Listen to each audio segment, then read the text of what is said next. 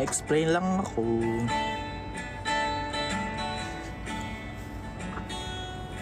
Record nyo to guys, para mapanood ng mga hindi makapanood. Madami akong sabihin. If you were a teacher, I would.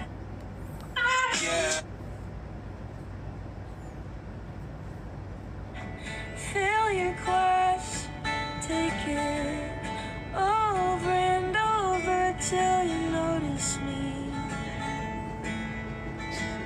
If you were a waiting room, I would never see a doctor. I would sit there with my first aid kit and breathe.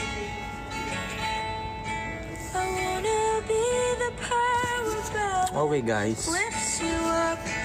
kwento ko lang sa inyo yung mga nangyari. Hindi, nagbabasa kasi ako ng mga comments and then malakas ba boses ko guys? Naririnig niyo ako? Do you hear me guys? Yes or no? Yes. Okay. So, ang dami ko kasi nababasa ng comments na parang speculations kung bakit ako nag-leave. Merong mga nagko-comments na hindi lang nanalo, umalis na ako. Mas pinili ko yung team kaso malaki daw yung offer. Yung mga ganong comments guys. So, una, sagutin ko muna. Hindi ako umalis dahil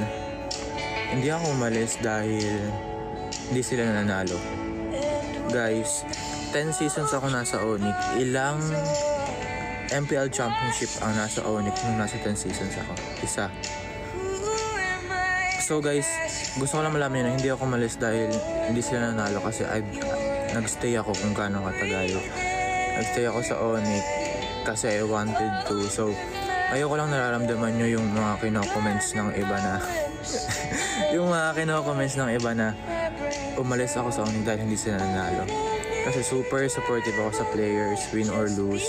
Super supportive ako sa organizations kung ano man mga nangyari sa akin. Kasi, ayun nga kahit hindi kami nananalo ng mga past seasons, hindi nila ako tinatanggal.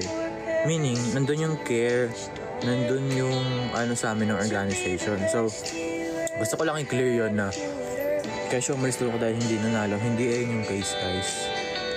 That will never be the reason.